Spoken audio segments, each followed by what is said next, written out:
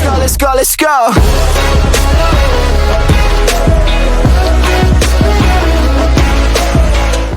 If you're currently watching this video, you're either a coaster enthusiast or you randomly found this video. And no matter who you are, if you've been keeping up with business, you most likely heard that history was made recently, as two giant theme park chains, Six Flags and Cedar Fair, merged to create one giant theme park. And this is huge. These two chains have been rivals for a long time, and to combine their assets, it makes them a new powerhouse in the theme park industry.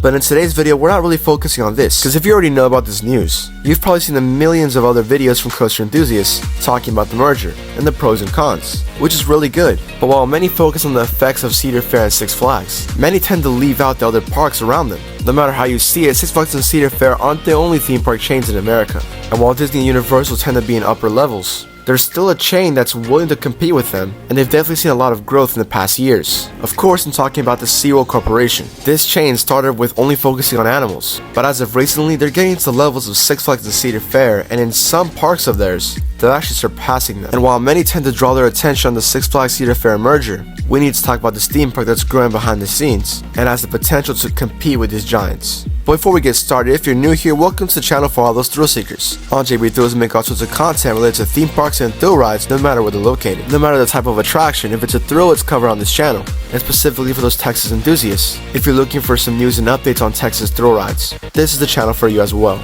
So if you're interested, be sure to like, subscribe, and tap the notification bell to know when new videos come out on my channel. Anyways, without further ado, let's get into today's video.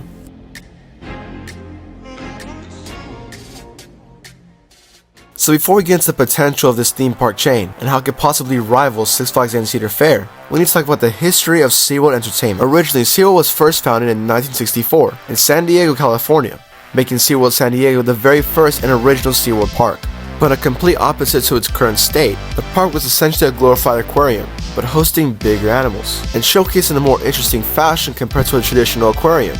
Shows will be put on to display the animals of the park, and of course the icon of SeaWorld, the killer whale, was a primary feature of SeaWorld. Clearly the park was a huge success because people loved animals, and when you combine animals with shows, of course it'll be a hit, and this led to more SeaWorld parks popping up across America. One in Texas was SeaWorld San Antonio, and the most iconic one, SeaWorld Orlando. But besides SeaWorld parks, when SeaWorld became SeaWorld Entertainment, they also acquired all the Busch Garden parks, which was Busch Gardens Tampa and Busch Gardens Williamsburg, which are the zoo equivalent to SeaWorld. But here's where things started to change. As theme parks started to innovate and grow with bigger and more extreme attractions, Busch Gardens and more importantly SeaWorld had to jump on that train with bigger and badder coasters. In the early 2000s, we started to see more thrill rides enter the SeaWorld parks, more specifically SeaWorld Orlando, with coasters like Kraken or Manta.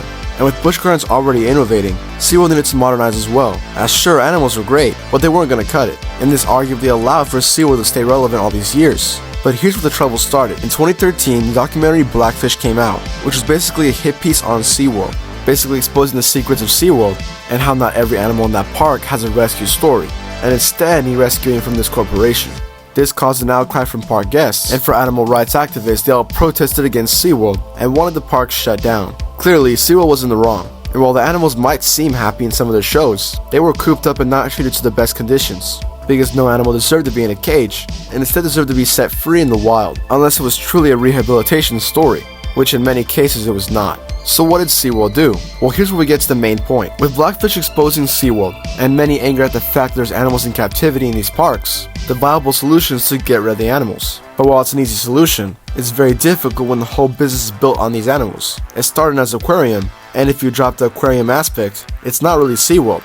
But with SeaWorld not being a complete aquarium and also half theme park, this is where the theme parks started to take over the parks. And after this documentary, the park was investing a lot in new additions. And this is why after 2016, we saw new additions for all the SeaWorld parks back to back, with rides like Mako, Electric Eel, Texas Stingray, and so much more. And before you know it, SeaWorld got to the state where it currently is, adding bigger additions every year. And currently, the streak is not stopping for SeaWorld, with the parks now receiving new record-breaking rides, like Pipeline. And that's excluding Busch Gardens, with the insane coasters they've gotten recently, and rides that could really rival all the Six Flags attractions. So the main question is, why bring this up? Well, for SeaWorld, obviously they reached a tough spot. The effects of Blackfish still affect them now, as many refuse to visit their parks unless they make a change. And as a park itself, they still don't hold up to giants like Six Flags and Cedar Fair. Sure, maybe Seaworld Orlando can hold up, and some of the Busch Garden parks, but hypothetically, if the Six Flags and Cedar Fair deal goes really well, and all their parks in the chain gets modernized and updated, it'll really leave this company in the dust.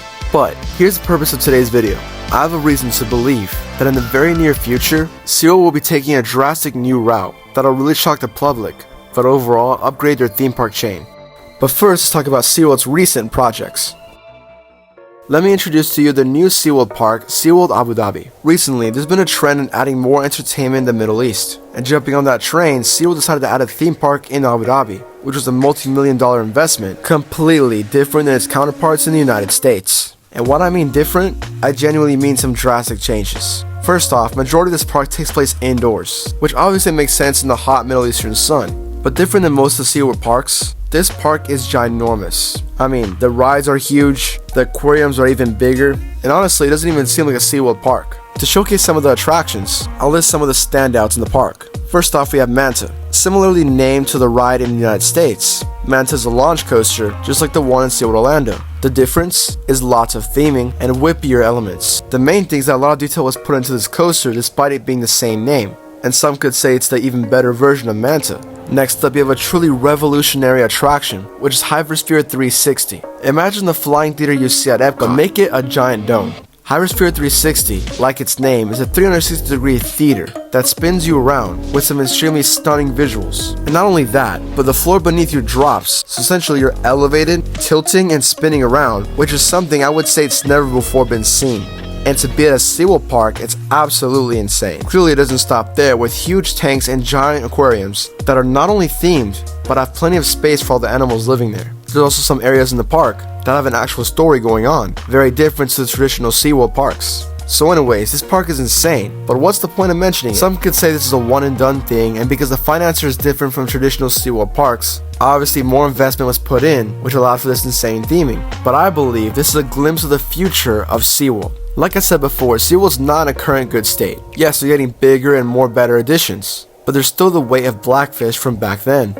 Not everyone wants to visit Seaworld parks, and some would still choose Six Flags and Cedar Fair over Seaworld. And not only that, but if it becomes a monopoly, it could really crush Seaworld. But if you notice this pattern, the investment for Seaworld and Busch Gardens has gotten a lot bigger. For example, rides like Dark Coaster is truly an experience, and they put lots of care into that ride. Recently with Pipeline, it was a high risk to add a new modern stand-up coaster when stand-ups were not that popular when it came out. And yet, it was a huge success. And the biggest clue to me is that big additions are not stopping. Next year, Seaworld Orlando is getting another coaster, which is Penguin Trek, a very unique family coaster that seems to have some actual theming. And if Seaworld Entertainment is starting to focus more on the experience and not just rides and slowly the animals, it leads me to believe this prediction that Seaworld has a new plan in store, and this plan is to upgrade all their parks, possibly to the point of rivaling Six Flags and Cedar Fair. I mean, if you think about it, it's the only viable option. The park's struggling to stay relevant and avoid the backlash of the animal rights activists, but also wants to stay willing to compete against bigger theme parks. So the solution is drop the actual living wildlife in the parks while still teaching about them,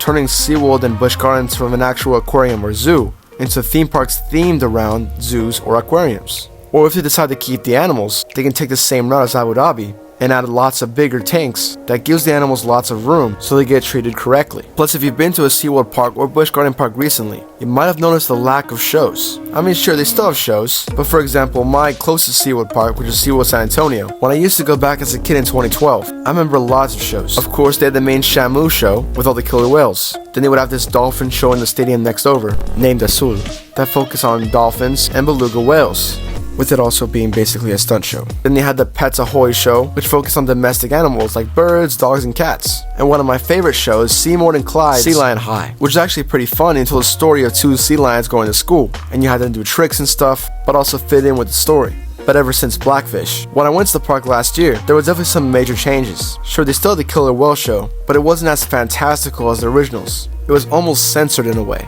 The Dolphin and Beluga show now became more educational. I still got to watch Seymour and Clyde's Sea Lion High, but shortly after they recently removed it and made it more educational about sea lions. And for Pets Ahoy, it now became a Sesame Street show. The point being, they're quietly removing the giant entertainment venues they used to have that focus on the animals being acts. And of course because of Blackfish, but also changing their ways of treating the animals. If they're really going to be a rescue and rehabilitation area that keeps wildlife safe, they can't turn them into acts, and that's why shows are switching from entertainment into educational. And it's also why they're focusing on thrill rides, because thrill rides can be that entertainment and still tie in some little elements of sea life or wildlife depending on where you're going to Busch Gardens or Seaworld. Some main examples is Wave Breaker the Rescue Coaster at Seaworld San Antonio. Its story is rescuing animals, and you actually ride on a jet ski. Another example is the brand new Penguin Trek coming to Seaworld Orlando, focusing on the theme of penguins and going through the Arctic. The point being, they still want to tie in the animal theme, but only want to make it a theme and not be their old self. And Seaworld Abu Dhabi was the perfect example of that. There was no giant spectacles similar to the original Seaworld parks. Instead, it's very educational, but also really fun to do, and very entertaining because they had the theming aspect and the attractions. So I believe that the American parks will start to do the same, but it leaves you wondering how could they do it. Like I said, they're going to focus on the thrill rides, and we're starting to see it as they add more and more coasters and attractions yearly. SeaWorld San Antonio just got Catapult Falls, SeaWorld Orlando getting another roller coaster, San Diego just got one as well, and for the Busch parks, they're getting bigger additions every year as well, and even remodeling the old attractions. End result, I think SeaWorld Entertainment is heading into a new direction for a new generation. They still want to relive and put focus on wildlife, but they're going to do it in a way that's not exploitative and actually gives care to the animals, but also make it very interesting to attract new people and new families to visit their parks. And the reason why the Six Flags and Cedar Fair merge is so important is because now it'll up the competition for SeaWorld to do even better, and there's a high chance they can add new additions and new attractions that can rival against this monopoly.